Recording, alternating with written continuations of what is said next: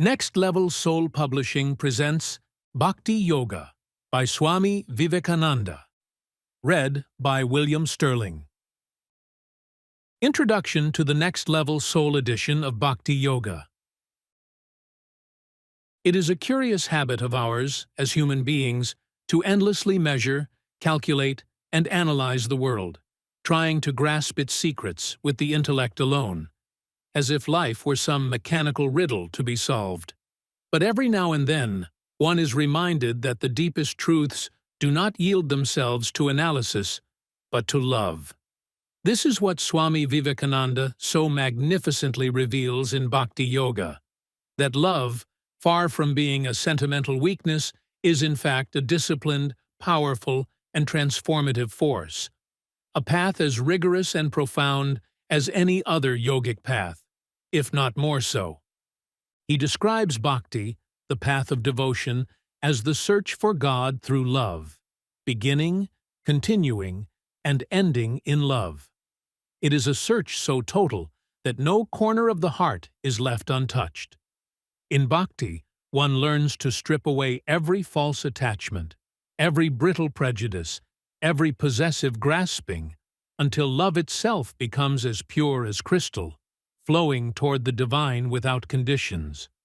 And through this love, one discovers a freedom beyond description, a liberation so simple it hardly seems believable until one tastes it directly.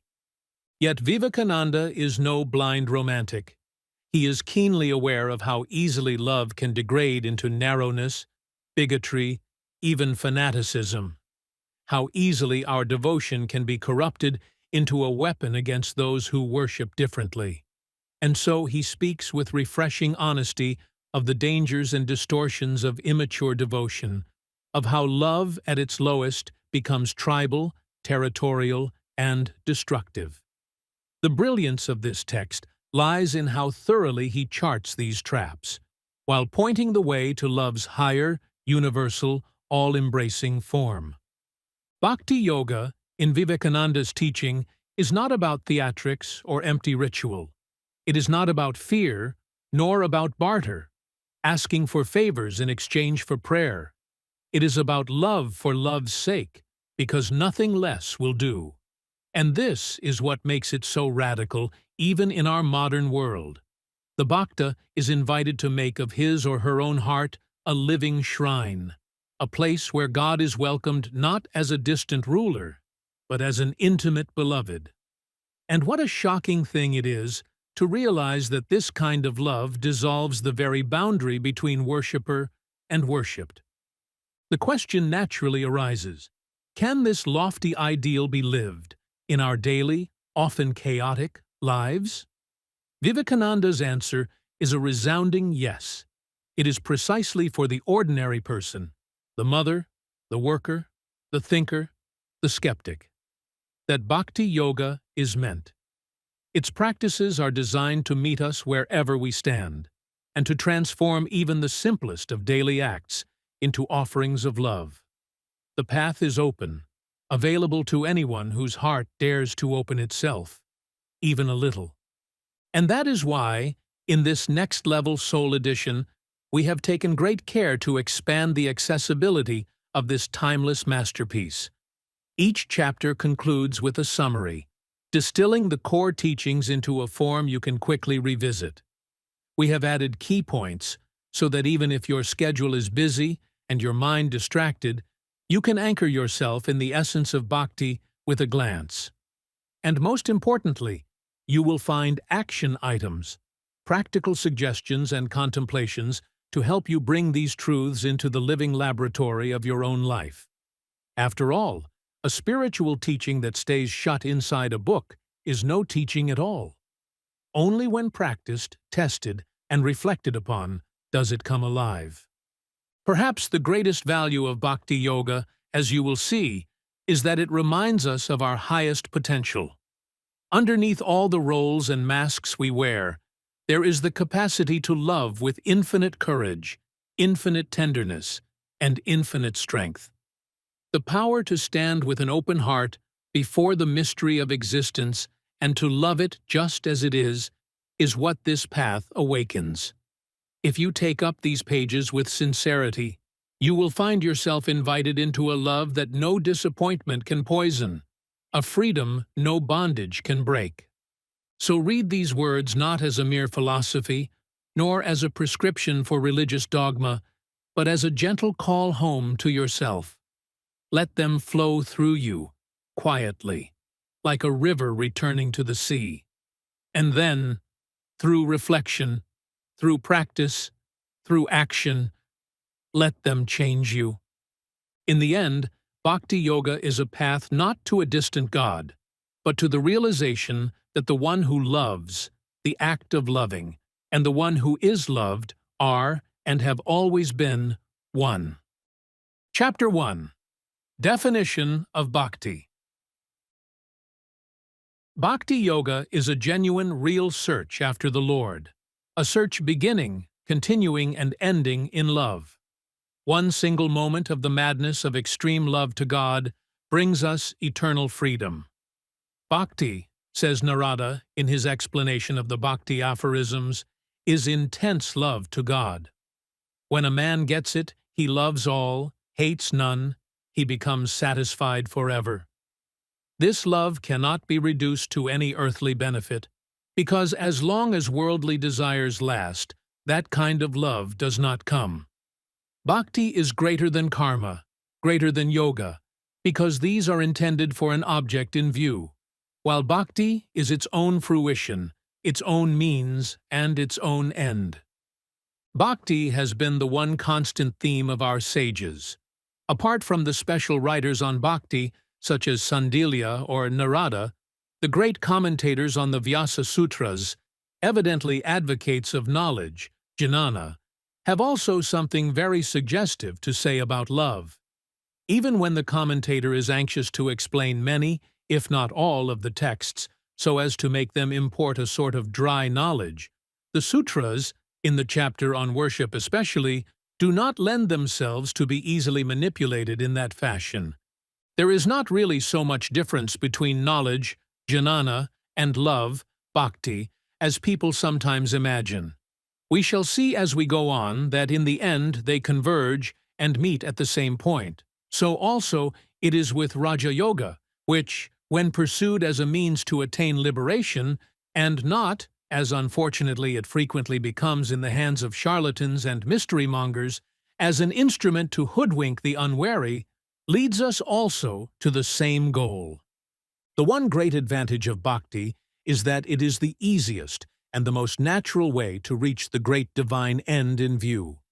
Its great disadvantage is that in its lower forms it oftentimes degenerates into hideous fanaticism. The fanatical crew in Hinduism, or Mohammedanism, or Christianity, have always been almost exclusively recruited from these worshippers on the lower planes of bhakti. That singleness of attachment, nishtha, to a loved object, without which no genuine love can grow, is very often also the cause of the denunciation of everything else.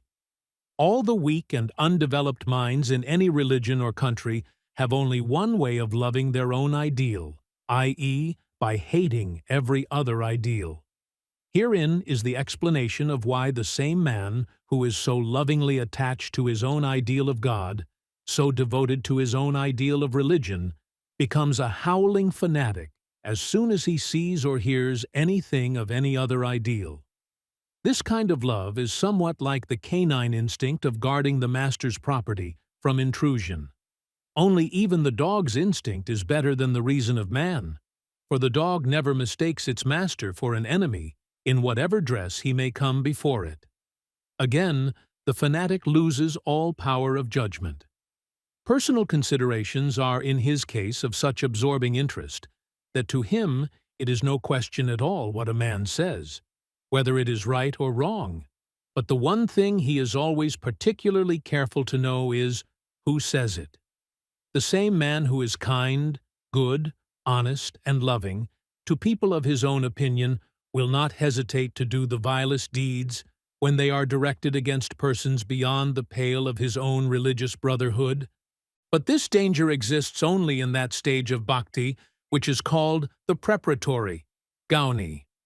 When bhakti has become ripe and has passed into that form which is called the supreme, para, no more is there any fear of these hideous manifestations of fanaticism. That soul which is overpowered by this higher form of bhakti is too near the God of love to become an instrument for the diffusion of hatred. It is not given to all of us to be harmonious in the building up of our characters in this life.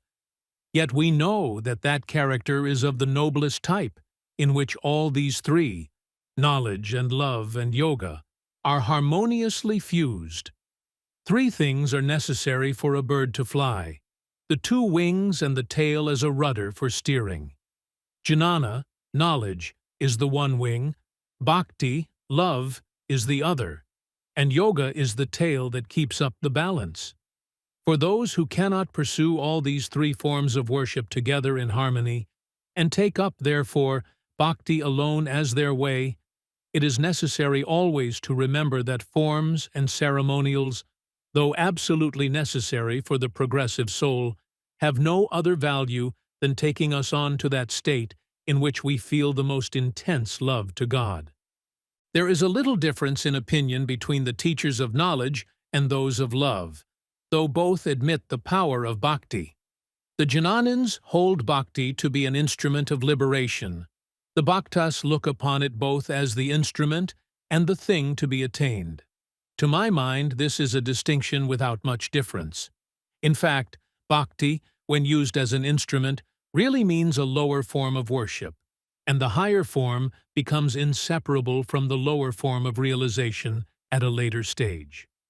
Each seems to lay a great stress upon his own peculiar method of worship, forgetting that with perfect love, true knowledge is bound to come even unsought, and that from perfect knowledge, true love is inseparable. Bearing this in mind, let us try to understand what the great Vedantic commentators have to say on the subject. In explaining the Sutra Avrittirasa Kridupadishat, Bhagavan Shankara says, "Thus people say, he is devoted to the king, he is devoted to the guru. They say this of him who follows his guru, and does so, having that following as the one end in view. Similarly, they say, the loving wife meditates on her loving husband. Here also, a kind of eager and continuous remembrance is meant. This is devotion according to Shankara. Meditation, again, is a constant remembrance of the thing meditated upon, flowing like an unbroken stream of oil poured out from one vessel to another. When this kind of remembering has been attained in relation to God, all bondages break. Thus, it is spoken of in the scriptures regarding constant remembering as a means to liberation. This remembering, again, is of the same form as seeing, because it is of the same meaning, as in the passage, "When he who is far and near is seen, the bonds of the heart are broken, all doubts vanish, and all effects of work disappear. He who is near can be seen, but he who is far can only be remembered." Nevertheless, the Scripture says that we have to see him who is near as well as him who is far, thereby indicating to us that the above kind of remembering is as good as seeing. This remembrance, when exalted, assumes the same form as seeing. Worship is constant remembering, as may be seen from the essential texts of Scriptures. Knowing, which is the same as repeated worship, has been described as constant remembering. Thus, the memory, which has attained to the height of what is as good as direct perception, is spoken of in the Shruti as a means of liberation. This Atman is not to be reached through various sciences, nor by intellect, nor by much study of the Vedas. Whomsoever this Atman desires by him is the Atman attained. Unto him this Atman discovers himself. Here, after saying that mere hearing, thinking, and meditating are not the means of attaining this Atman, it is said, "Whom this Atman desires by him, the Atman is attained." The extremely beloved is desired. By whomsoever this Atman is extremely beloved, he becomes the most beloved of the Atman. So that this beloved may attain the Atman, the Lord himself helps. For it has been said by the Lord, "Those who are constantly attached to me and worship me with love, I give that direction to their will by which they come to me." Therefore it is said that, to whomsoever this remembering, which is of the same form as direct perception, is very dear, because it is dear to the object of such memory perception, he is desired by the Supreme Atman. By him the Supreme Atman is attained. This constant remembrance is denoted by the word bhakti. So says Bhagavan Ramanuja in his commentary on the Sutra Athato Brahma Jijnasa. In commenting on the Sutra of Patanjali Ishvara Pranidhanadva, i.e., by the worship of the Supreme Lord, Bhoja says, Pranidhana is that sort of bhakti, in which, without seeking results, such as sense enjoyments, etc., all works are dedicated to that teacher of teachers. Also, Bhagavan Vyasa, when commenting on the same, defines pranidhana as the form of bhakti by which the mercy of the Supreme Lord comes to the yogin and blesses him by granting him his desires. According to Shandilya, bhakti is intense love to God. The best definition is, however, that given by the king of Bhaktas, Prahlada. That deathless love which the ignorant have for the fleeting objects of the senses, as I keep meditating on thee, may not that sort of intense love for thee slip away from my heart. Love, for whom? For the Supreme Lord Ishvara. Love for any other being, however great, cannot be bhakti. For, as Ramanuja says in his Sri Bhashya, quoting an ancient acharya, i.e., a great teacher, from Brahma to a clump of grass, all things that live in the world are slaves of birth and death caused by karma. Therefore, they cannot be helpful as objects of meditation, because they are all in ignorance and subject to change. In commenting on the word anurakti used by Shandilya, the commentator Svapneshvara says that it means anu, after, and rakti, attachment, i.e., the attachment which comes after the knowledge of the nature and glory of God. Else a blind attachment to anyone, e.g., to wife or children, would be bhakti. We plainly see, therefore, that bhakti is a series or succession of mental efforts at religious realization, beginning with ordinary worship and ending in supremely intense love for the Shvara. Summary. Vivekananda defines bhakti as an intense, continuous love for God, an unbroken stream of devotion that arises from the depths of the heart. It is beyond desire for any worldly benefit, and becomes an end in itself. Unlike karma or jnana, which serve as means to something else, bhakti is its own fulfillment. It is described as the highest form of love, transforming the devotee's entire being. When bhakti is perfected, it brings peace, satisfaction, and absolute freedom. Key takeaways. Bhakti is love in its purest form. It is its own means and its own end. Deep, unwavering devotion liberates the soul. Action items. Reflect on what unbroken love means for you personally. Note moments when your love is mixed with selfish desire. Each day, dedicate a moment to express love for God without asking for anything. Chapter 2. The Philosophy of Shvara. Who is Ishvara? From whom is the birth, continuation, and dissolution of the universe? He is Ishvara, the eternal, the pure, the ever-free, the almighty, the all-knowing, the all-merciful, the teacher of all teachers, and above all, he, the Lord, is, of his own nature, inexpressible love. These certainly are the definitions of a personal God. Are there then two gods? The not this, the Satchit Ananda, the existence knowledge bliss of the philosopher, and this God of love of the Bhakta? No, it is the same Satchit Ananda who is also the God of love, the impersonal and personal in one. It has always to be understood that the personal God worshipped by the Bhakta is not separate or different from the Brahman. All is Brahman, the one without a second. Only the Brahman, as unity or absolute, is too much of an abstraction to be loved and worshipped. So the Bhakta chooses the relative aspect of Brahman, that is, Ishvara, the supreme ruler. To use a simile, Brahman is as the clay or substance out of which an infinite variety of articles are fashioned. As clay, they are all one, but form or manifestation differentiates them. Before ever one of them was made, they all existed potentially in the clay, and, of course, they are identical substantially. But when formed, and so long as the form remains, they are separate and different. The clay mouse can never become a clay elephant, because, as manifestations, form alone makes them what they are, though as unformed clay they are all one.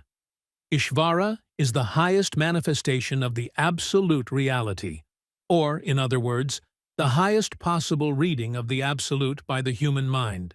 Creation is eternal, and so also is Shvara.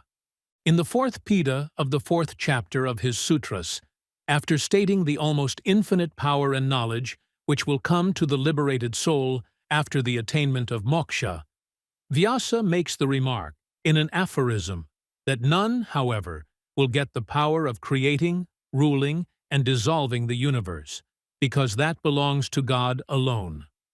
In explaining the sutra, it is easy for the dualistic commentators to show how it is ever impossible for a subordinate soul, jiva, to have the infinite power and total independence of God. The thorough dualistic commentator Madhvacharya deals with this passage in his usual summary method by quoting a verse from the Varaha Purana. In explaining this aphorism, the commentator Ramanuja says, "This doubt being raised, whether among the powers of the liberated souls is included that unique power of the Supreme One, that is, of creation, etc., of the universe, and even the lordship of all, or whether, without that, the glory of the liberated consists only in the direct perception of the Supreme One, we get as an argument the following. It is reasonable that the liberated get the lordship of the universe because the scriptures say, he attains extreme sameness with the Pure One, because, as the scriptures say, he attains to extreme sameness with the Supreme One, and all his desires are realized. Now, extreme sameness and realization of all desires cannot be attained without the unique power of the Supreme Lord, namely, that of governing the universe. Therefore, to attain the realization of all desires and the extreme sameness with the Supreme, we must all admit that the liberated get the power of ruling the whole universe. To this, we reply that the liberated get all the powers except that of ruling the universe.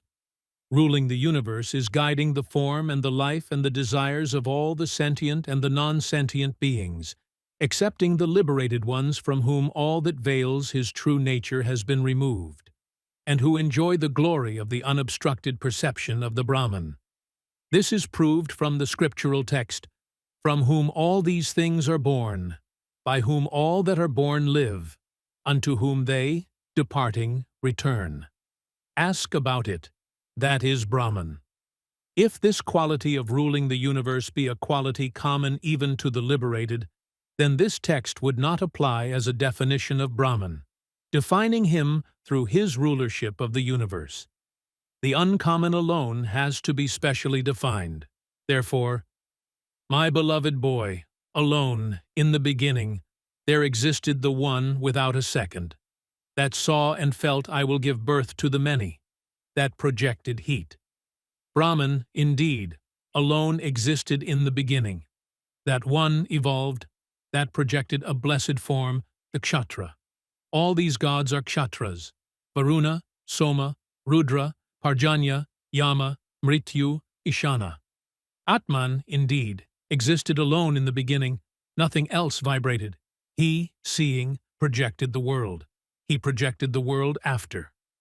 Alone Narayana existed, neither Brahma nor Ishana, nor the Dyava Prithvi, nor the stars, nor water, nor fire, nor Soma, nor the sun. He did not take pleasure alone. He, after his meditation, had one daughter, the 10 organs, etc., in texts like these and others as, who living in the earth is separate from the earth, who living in the Atman, etc. The Shrutis speak of the Supreme One as the subject of the work of ruling the universe. Nor in these descriptions of the ruling of the universe is there any position of the liberated soul by which such a soul may have the ruling of the universe ascribed to it. In explaining the next sutra, Ramanuja says, if you say it is not so, because there are direct texts in the Vedas in evidence to the contrary, these texts refer to the glory of the liberated in the spheres of the subordinate deities. This also is an easy solution of the difficulty. Although the system of Ramanuja admits the unity of the total, within that totality of existence there are, according to him, eternal differences. Therefore, for all practical purposes, this system also being dualistic, it was easy for Ramanuja to keep up the distinction between the personal soul and the personal God very clearly. We will now try to understand what the great representative of the Advaita school has got to say on the point. We shall see how the Advaita system maintains all the hopes and aspirations of the dualist intact, and at the same time propounds its own solution of the problem in consonance with the high destiny of divine humanity. Those who aspire to retain their individual mind even after liberation and to remain distinct will have ample opportunity of realizing their aspiration and enjoy the blessing of the qualified Brahman. These are they who have been spoken of in the Bhagavata Purana thus: O King, such are the glorious qualities of the Lord that the sages whose only pleasure is in the self, and from whom all bondages have fallen off, even they love the omnipresent with the love that is for love's sake. These are they who are spoken of by the Sankhyas as getting merged in nature in this cycle, so that, after attaining perfection, they may come out in the next as lords of world systems. But none of these ever becomes equal to God, Ishvara. Those who attain to that state where there is neither creation, nor created, nor creator, where there is neither knower, nor knowable, nor knowledge, where there is neither I, nor thou, nor he, where there is neither subject, nor object, nor relation, there, who is seen by whom. Such persons have gone beyond everything, beyond where words cannot go nor mind, gone to that which the Shrutis declare as not this, not this.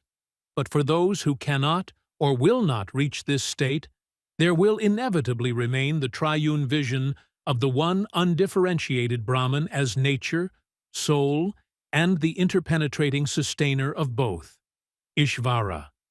So, when Prahlada forgot himself, he found neither the universe nor its cause. All was to him one infinite, undifferentiated by name and form. But as soon as he remembered that he was Prahlada, there was the universe before him, and with it the Lord of the universe, the repository of an infinite number of blessed qualities. So it was with the blessed gopis.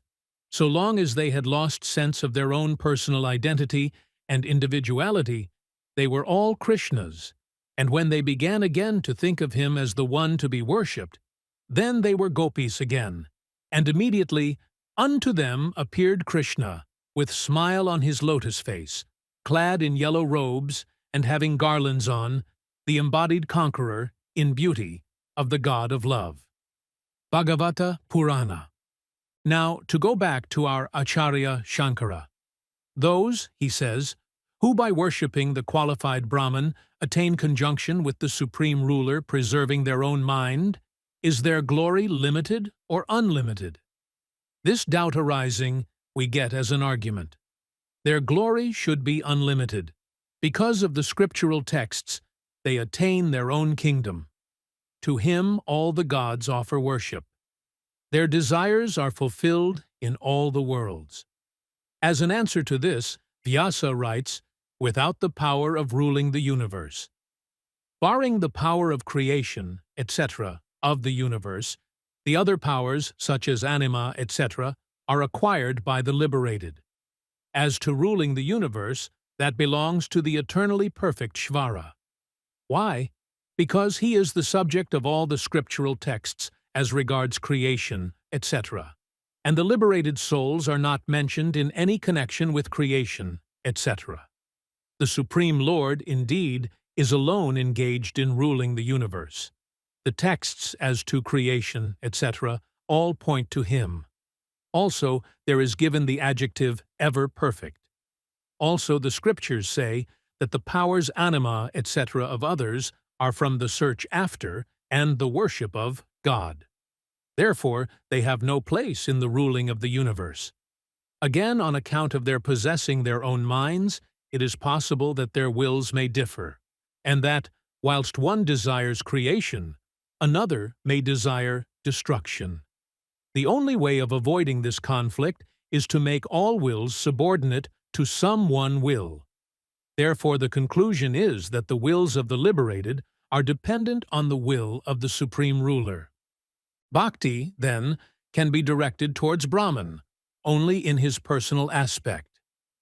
The way is more difficult for those whose mind is attached to the Absolute. Bhakti has to float on smoothly with the current of our nature. True it is that we cannot have any idea of the Brahman which is not anthropomorphic, but is it not equally true of everything we know? The greatest psychologist the world has ever known, Bhagavan Kapila, demonstrated ages ago that human consciousness is one of the elements in the makeup of all the objects of our perception and conception, internal as well as external. Beginning with our own bodies and going up to Ishvara, we may see that every object of our perception is this consciousness plus a something else, whatever that may be. And this unavoidable mixture is what we ordinarily think of as reality. Indeed, it is, and ever will be, all of the reality that is possible for the human mind to know. Therefore, to say that Shvara is unreal because he is anthropomorphic is sheer nonsense. It sounds very much like the Occidental squabble on idealism and realism, which fearful-looking quarrel has for its foundation a mere play on the word real. The idea of Shvara covers all the ground ever denoted and connoted by the word real, and Shvara is as much real as anything else in the universe. And after all, the word real means nothing more than what has now been pointed out. Such is our philosophical conception of Shvara. Summary. This chapter explores the philosophical nature of Shvara, the personal form of God.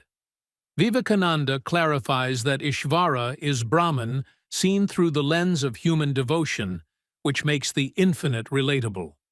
The chapter shows that Ishvara contains all the qualities humans need to love: mercy, knowledge, power, and purity, while remaining one with the Absolute. Thus, the personal God is no different in essence from the impersonal Brahman. Bhakti flourishes through this personal connection. Key takeaways. Ishvara is Brahman approached personally. The personal God embodies divine qualities. Relating to a personal God deepens devotion. Action items. Meditate on the qualities of Ishvara: compassion, wisdom, love. Visualize God in a personal form meaningful to you. Study stories of saints devoted to their personal God for inspiration. Chapter 3. Spiritual Realization, the Aim of Bhakti Yoga. To the Bhakta, these dry details are necessary only to strengthen his will. Beyond that, they are of no use to him, for he is treading on a path which is fitted very soon to lead him beyond the hazy and turbulent regions of reason, to lead him to the realm of realization. He, soon, through the mercy of the Lord, reaches a plane where pedantic and powerless reason is left far behind, and the mere intellectual groping through the dark gives place to the daylight of direct perception. He no more reasons and believes, he almost perceives. He no more argues, he senses. And is not this seeing God, and feeling God, and enjoying God higher than everything else? Nay, bhaktas have not been wanting who have maintained that it is higher than even moksha, liberation. And is it not also the highest utility? There are people, and a good many of them too, in the world, who are convinced that only that is of use and utility, which brings to man creature comforts. Even religion, God, eternity, soul, none of these is of any use to them, as they do not bring them money or physical comfort. To such all those things, which do not gratify the senses and appease the appetites, are of no utility. In every mind, utility, however, is conditioned by its own peculiar wants. To men, therefore, who never rise higher than eating, drinking, begetting progeny, and dying, the only gain is in sense enjoyments, and they must wait and go through many more births and reincarnations to learn to feel even the faintest necessity for anything higher. But those to whom the eternal interests of the soul are of much higher value than the fleeting interests of this mundane life, to whom the gratification of the senses is but like the thoughtless play of the baby, to them God and the love of God form the highest and the only utility of human existence. Thank God, there are some such still living in this world of too much worldliness. Bhakti Yoga, as we have said, is divided into the Gani, or the preparatory, and the Para, or the supreme forms. We shall find, as we go on, how, in the preparatory stage, we unavoidably stand in need of many concrete helps to enable us to get on. And, indeed, the mythological and symbological parts of all religions are natural growths, which early environ the aspiring soul and help it Godward. It is also a significant fact that spiritual giants have been produced only in those systems of religion where there is an exuberant growth of rich mythology and ritualism. The dry, fanatical forms of religion which attempt to eradicate all that is poetical, all that is beautiful and sublime, all that gives a firm grasp to the infant mind tottering in its Godward way. The forms which attempt to break down the very ridge-poles of the spiritual roof, and in their ignorant and superstitious conceptions of truth, try to drive away all that is life-giving, all that furnishes the formative material to the spiritual plant growing in the human soul.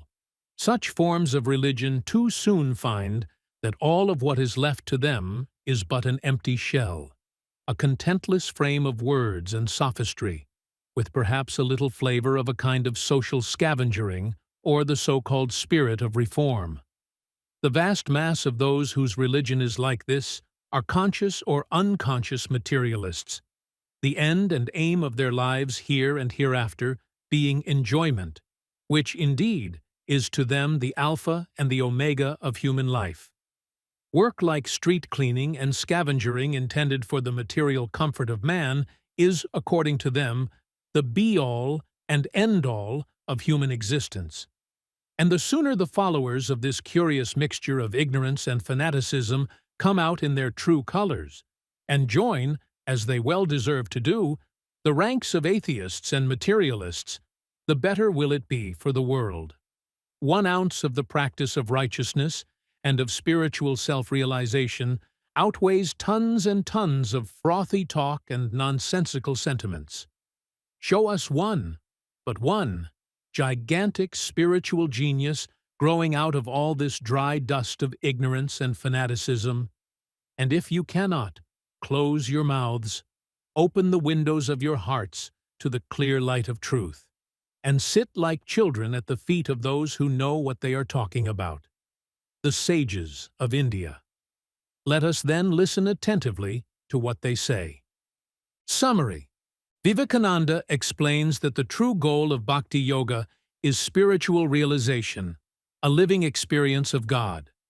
This realization transcends intellectual beliefs, moving into the realm of direct perception.